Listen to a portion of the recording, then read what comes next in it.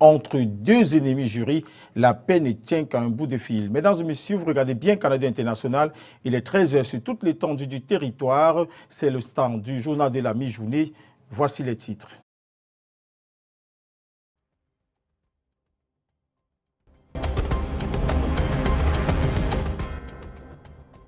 De 6 roues incendiées par des mototaximens en colère. Et pour cause, ce véhicule serait à l'origine de la mort par accident d'un des leurs.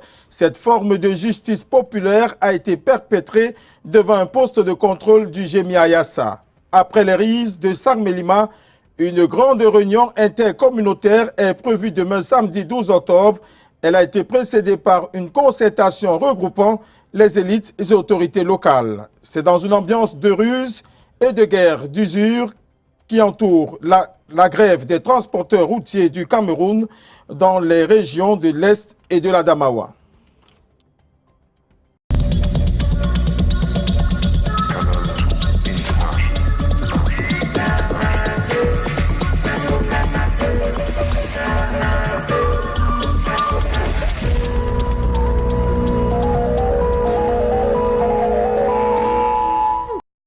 Une fois de plus, bon après-midi, mesdames et messieurs. Ouvrons ce journal de la mi-journée sur Canada International en allant dans le Djaïlobo, plus précisément à Sarmelima, où depuis les affrontements entre autochtones et la communauté Bamoun, la ville est fortement militarisée. Tous les points stratégiques sont sous haute surveillance.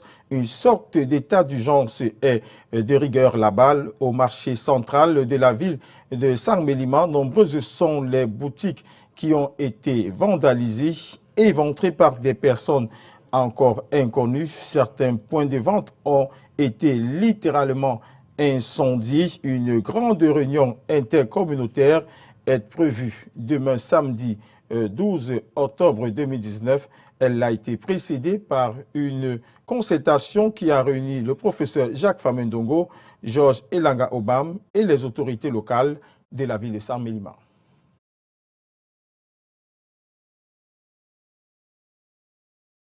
Poursuivons avec le début de la grève des transporteurs du groupement des transporteurs terrestres du Cameroun en Ngaoundéré. C'est comme un bras de fer qui s'est livré là-bas entre les partisans des factions qui s'opposent, des grévistes et syndicalistes du SINAC, pensent avoir tiré avantage de cette journée importante par la suite des négociations sur la situation du transport et du fret routier au Cameroun. Les détails avec Eringeli. Faisal est garé au péage de Tchabal, en Ngaoundéré. Son camion transporte de la marchandise en direction de l'extrême nord. Depuis 23 ans, nous sommes garés là parce qu'on savait qu'il y avait la grève aujourd'hui. Nous avons observé cette grève. Station-service, parc, terre-plein sont particulièrement pris d'assaut où de nombreux camions sont à l'arrêt. Tous les camions sont garés à 80%, je ne peux pas dire qu'à 100%, mais 90% sont déjà exécutés. Ce que conteste la partie adverse. Les camions circulent à 100%, il n'y a aucun camion qui est garé ainsi que leur grève qu'ils ont lancée, c'est illégal. Le syndicat national des transporteurs routiers porte des réserves. Il y a certains chauffeurs qui sont menacés. En Ngaoundéré, les camions partent souvent en soirée, puisque voici les gars de Nexi sont en train de travailler sur leur bordereau. Ils vont prendre la route le soir. Donc c'est à partir de 16h qu'ils vont commencer à poser les G13 pour le top départ. On a demandé pas de violence, pas de casse, pas de tracasserie, d'embêtement sur les autres, le côté d'en face. Ceux qui veulent aller, on n'a pas refusé qu'ils partent. En effet, certains gros porteurs ont circulé le long de la journée. Les deux plateformes syndicales antagonistes ont fait montre d'une insuffisance de communication interne. Vous allez garer MRS Breka à la sortie. Vous allez respecter le mot d'ordre de grève? Bien sûr, je ne savais pas qu'on est en grève. Moi-même, ça m'a étonné quand je suis en train de descendre, je ne vois pas les camions. En cette première journée de débrayage, difficile de donner avantage à l'une des forces en présence. Parlons maintenant de sport football et revenons sur cette nouvelle. L'encadrement des Lions A-Prime a paraphé son contrat il y a quelques instants seulement au ministère des Sports et de l'Éducation physique. Il s'agit de l'entraîneur principal et de ses adjoints. Retrouvons là-bas sur place notre reporter Ghislain Alain Kanga et Michel Foucault. Bonjour Charles, bonjour à tous. Yves Clément Arroga et son staff technique ont pris officiellement fonction il y a quelques instants dans la salle de conférence juste derrière moi du ministère des Sports et l'Éducation physique. Eh bien, le nouveau patron du banc de touche des Lions A-Prime a été installé par le ministre des Sports et l'Éducation physique, Narcisse Mouele-Kombi, juste après avoir paraphé un contrat de 2 ans, éventuellement renouvelable et en présence du président de la Fédération camerounaise de football. Je vous propose d'écouter un extrait du discours du ministre des Sports s'adressant au nouveau staff des Lions A-Prime.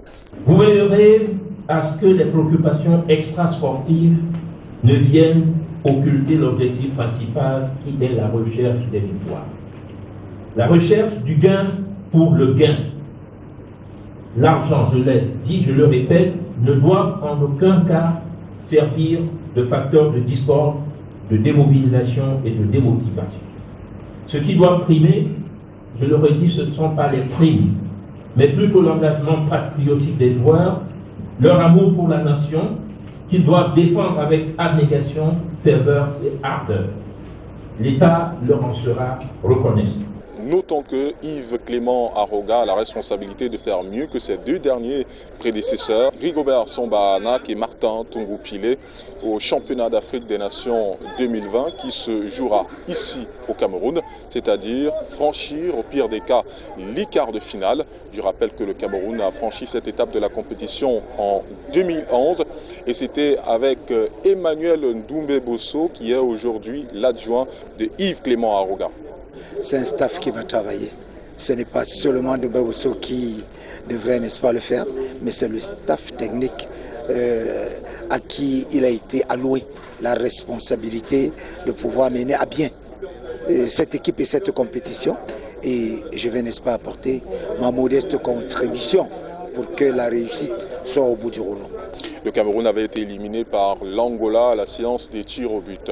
Il faut dire également que l'enjeu est énorme cette fois, puisque le nouveau staff des Lions Indomptables, selon le ministre des Sports, a la responsabilité de faire rêver le peuple camerounais à travers du beau jeu couronné du trophée de cette compétition. Ici, au ministère des Sports et l'Éducation physique, Alain Kanga et Michel Foucault pour Canal 2 International.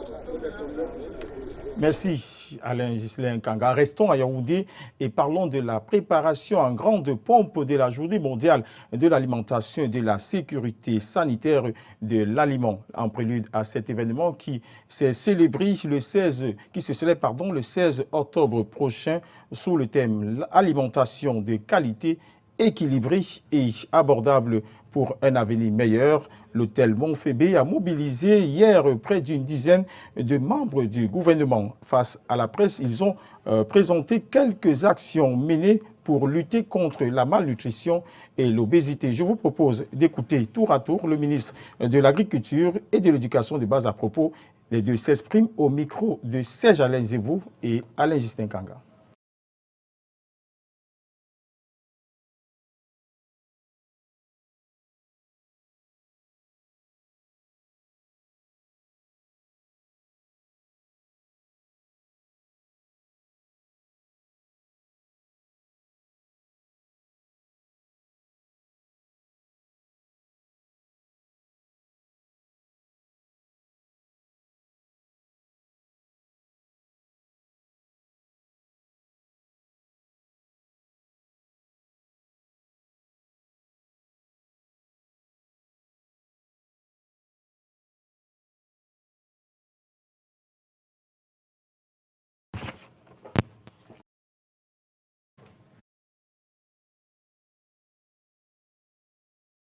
Toutes nos excuses pour ces petites difficultés techniques. Poursuivons ce journal de la mi-journée avec Berthois, avec la grève des transporteurs aussi là-bas. Pendant toute la journée, nos reporters ont sillonné plus de 60 km pour s'assurer de l'effectivité de la grève. Constat fait, la présence du syndicat est remarquée sur le terrain pour convaincre ces transporteurs de mener à bien les activités. Le reportage est signé Kizito Koumaï. Les transporteurs de la région de l'Est n'ont pas respecté le mot d'ordre de grève lancé par le groupement des transporteurs terrestres du Cameroun. Les conducteurs ont été encouragés par les responsables du syndicat national des transporteurs du Cameroun. Nous assurons qu'ils ne sont pas garés parce qu'ils ont une certaine crainte. Donc, il faudrait leur demande de rouler et de ne avoir peur d'aucune intimidation et de nous informer dès qu'ils sont intimidés pour qu'on intervienne aussi rapidement et que même l'autorité soit informée. Au fil des heures, le parc de camions de Bonis s'est vidé. Tous les camionneurs ont repris la route. Destination Douala pour certains, N'Djamena et Bangui pour d'autres. Nous sommes en train de suivre les instructions qui ont été arrêtées suite à l'assise de l'Assemblée générale tenue en Gaoundéré. Et présentement où je vous parle, paraît-il qu'il y a un autre syndicat qui est en train de déformer l'information par rapport à ces mots de grève. Et nous sommes en train de faire tout notre possible pour essayer de vulgariser l'information et de leur faire comprendre, n'est-ce pas, c'est bien fondé de ces mots de grève.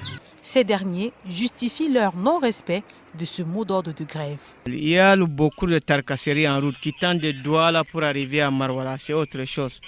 On te donne l'argent. Il y a beaucoup de 24 routiers motocyclistes qui tentent de Douala arriver à Marwa. Il y a de brigades de douane, il y a la police routière, il y a la prévention.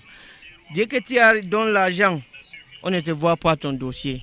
Dès qu'il n'y a pas l'argent, on vérifie le dossier, on dit qu'il va garer là-bas. On te menace jusqu'à... Ça, c'est pas bon. Le groupement des transporteurs terrestres du Cameroun et le syndicat national des transporteurs du Cameroun se sont donnés un spectacle dans la région de l'Est ce 10 octobre. Hier soir, un accident de la circulation s'est produit au lieu dit barrière de police à Yassa. Une camionnette d'INA transportant du bois percute à mort un conducteur de mototaxi. L'accident provoque la colère des conducteurs de mototaxi qui décident d'incendier le camion à 6 roues. Notons que la scène se déroule devant le poste de police et de contrôle du GMI. Je vous propose d'écouter quelques témoins de la scène au micro de Guy Fotso. Il a été une moto, l'autre moto a été l'autre. Il y a eu un mort parmi ces deux motos. Et ces motos, les conducteurs de motos qui étaient tous ensemble, ils sont venus bouler le camion que vous voyez là. C'est les hommes qui ont boulé. Je ne sais pas comment prononcer. Les motomans des environs ont pu mettre le feu sur ça, sur ce camion que vous voyez là. Il y a l'accident qui fait ce soir aujourd'hui, mais on ne sait pas comment ça passe. C'est mon frère même. Même aujourd'hui, ce matin-là, on a mangé ensemble avec lui. Il prend un client de Bamba, il part en train de revient. Mais celui-ci vient d'écraser sa tête, on ne sait pas comment ça passe. Dès qu'on est venu, on demandait où est le chauffeur. On nous a dit que le chauffeur a fait... Les gens ici, ils ont dit que le chauffeur là, il connaît bien, il a vu, il monte sur sa tête. Est-ce que comme ça c'est bon? Ce n'est pas bon. Moi aussi je ne sais pas, je pars vers Dibamba, je reviens, j'ai vu la voiture là, c'est en train de brûler. Et je ne sais pas. Les autres, il y a les gens qui ont dit que c'est le Bensikiner qui a fait ça, mais moi je ne sais pas. Je ne suis pas sûr. Parlons maintenant du 6e sommet de levée des fonds pour le VIH, le paludisme et la tuberculose. Après l'interview accordée à la presse hier par le président de la République du Cameroun, Paul Biya, le ministre de la Santé publique, Manaouda Malachi, lui revient sur le taux de pénétration de ces pandémies au Cameroun. Il est au micro de notre correspondant permanent à Paris, Eric Kwatio. Au niveau du Cameroun, en termes de lutte contre ces trois maladies, nous avons fait beaucoup d'efforts. Le gouvernement a pris beaucoup de mesures. Si nous prenons aujourd'hui le sida, le bilan que nous pouvons faire, les résultats que nous obtenons, c'est que nous avons baissé, n'est-ce pas, le taux de prévalence à 2,7% globalement, puis même si nous avons encore 6,3% au niveau de la région du Sud et 5,9% au niveau de la région de l'Est, mais globalement nous sommes à 2,7%. Et nous avons aujourd'hui à peu près 304 000 personnes sous antirétroviraux. Et nous pensons qu'avec les usafis que le chef de l'État a demandé qu'on rende ça gratuit, nous passerons autour de 488%. Maintenant, pour le palu, nous sommes globalement à ce niveau-là, n'est-ce pas, dans la gratuité pour les enfants de 0 à 5 ans, pour les femmes enceintes. Et nous avons gagné en termes de prévalence 10% parce que nous sommes quittés de 34 à 24. Et pour le taux de mortalité, nous sommes quittés de 24 à 14. Donc là aussi, nous avons fait des progrès. Nous avons un taux de succès, n'est-ce pas, de guérison au niveau de la tuberculose de 85% aujourd'hui. Donc nous pensons que nous allons renforcer, n'est-ce pas, les mesures, accélérer comme le président de la République française l'a dit aujourd'hui, et pour qu'à l'horizon 2030, nous puissions libérer nos pays si possible, sinon réduire drastiquement le niveau d'impact, n'est-ce pas, de ces trois maladies au niveau du Cameroun. Rentrons dans le Sud qui schématise son avenir avec le port en eau profonde de l'Alobé-Kribi se présente comme un hub important pour l'économie du Cameroun. Seulement, ce projet, tout comme d'autres réalisés ou en projet, nécessite une bonne planification stratégique de développement. Sortir une boussole qui projette le développement de la région a rassemblé différents acteurs à Ebolova. Reportage signé Ambroise Fogui. Schéma régional d'aménagement et de développement durable du territoire dans le Sud Cameroun, les acteurs locaux en sont à se mettre d'accord sur les principes et les principales orientations à retenir. Pour qu'on ne fasse pas ce qu'on appelle une navigation à vue, nous devons donc programmer les activités qui vont être réalisées en un lieu et prévoir comment est-ce que ces activités vont être suivies et permettre à ce que les populations bénéficiaires aient des meilleures conditions de vie. Ebolova, la capitale d'une région qui pointe à l'horizon avec de nombreuses potentialités de développement, abrite en vue de planifier son développement une préévaluation stratégique. Essayez de voir pour partir d'Ebolova avec un produit qui doit être vendu au niveau du port ou bien embarqué au niveau du port pour le pays étranger. Vous passez d'abord par la région du centre, vous quittez le centre, vous passez par la région du littoral et maintenant pour rejoindre le sud. Vous voyez que le coût du transport va faire en sorte que le produit que vous voulez aller vendre va grimper et ça ne pourra pas facilement trouver preneur au niveau du marché. Densifier et maximiser les possibilités de doter le Sud Cameroun avec son hub maritime de Kribi et sa situation de région frontalière de principaux outils d'aménagement devient une nécessité. On vise à court terme 6-7% de croissance au niveau régional et dès 2025-2030, il faut passer à 8-10% de croissance régionale. Ça, c'est le chiffrage qu'on peut faire à l'heure actuelle. Les bureaux d'études co-contractants présentent ici le projet de rapport sur les principes de base et les orientations fondamentales de l'aménagement du territoire de la région.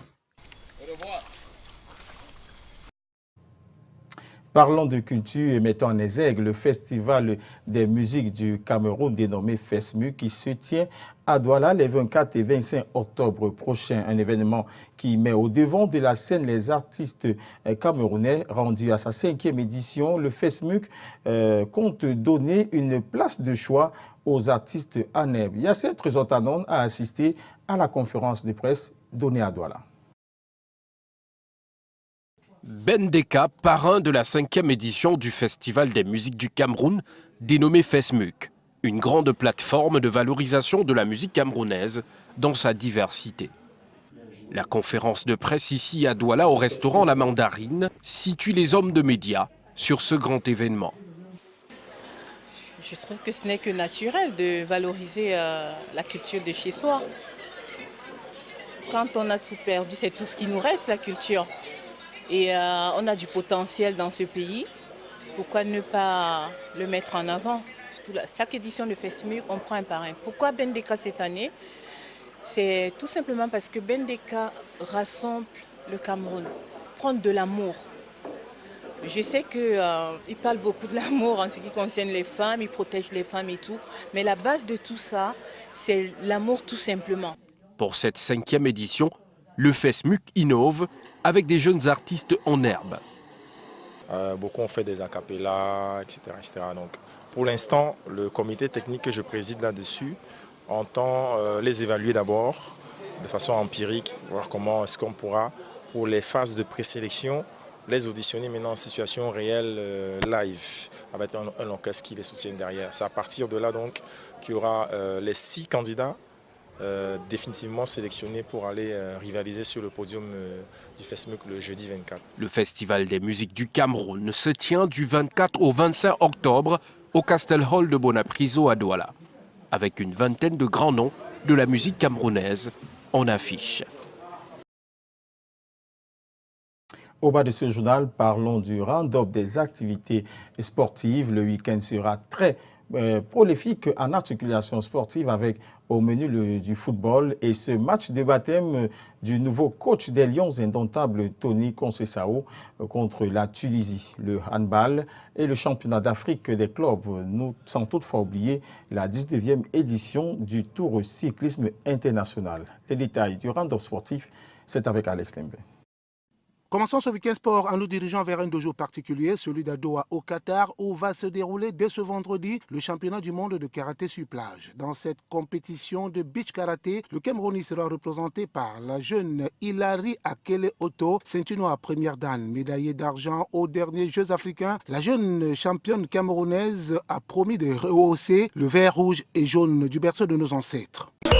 Quittons ce dojo particulier pour enfourcher nos bécanes et parler de la 19e édition du Grand Prix international Chantal Biya. Les préparatifs qui sont activement engagés depuis 3 mois sans relâche par la Fédération camerounaise de cyclisme sont en stade de bouclage. La compétition proprement dite connaîtra son premier coup de pédale le 16 octobre prochain à Bertois avec au préalable une présentation des différentes équipes à Dimako, village natal de la première dame camerounaise, marraine de cet événement. La première étape partira de Bertois pour Yaoundé le 16 octobre prochain avec sur la ligne de départ 3 équipes européennes, 4 équipes africaines et 2 équipes camerounaises. Ce week-end au Parcours Vita, nous organisons un séminaire de gymnastique aérobique du 12 au 13. Le début du séminaire, c'est à 9h. Terminons avec le football et cette super coupe qui opposera à Bafoussam ce dimanche UMS de Loum, champion du Cameroun édition 2019, à Stade Reina, vainqueur de Dame Coupe 2019. Ici sur place à Douala se tiendra l'Assemblée générale extraordinaire du Léopard Club de Douala ce samedi au collège Afré Saker. Le programme du jour prévoit le bilan à partir du dernier congrès, c'est-à-dire la période avant la concession. Et tout ce qui a été fait pendant la concession et puis les perspectives. Et puis enfin, le match amical FIFA des Lions indomptables. La première sélection de Tony Conceição livre son match de baptême contre les Aigles de Carthage ce week-end à Tunis. C'est avec ce round-up sportif que nous fermons cette dernière édition du journal de la mi-journée de la semaine et qui s'achève. Mesdames et messieurs, merci de nous avoir suivis. Nous vous souhaitons de passer un très bon week-end. Au revoir et à lundi, s'il plaît à Dieu.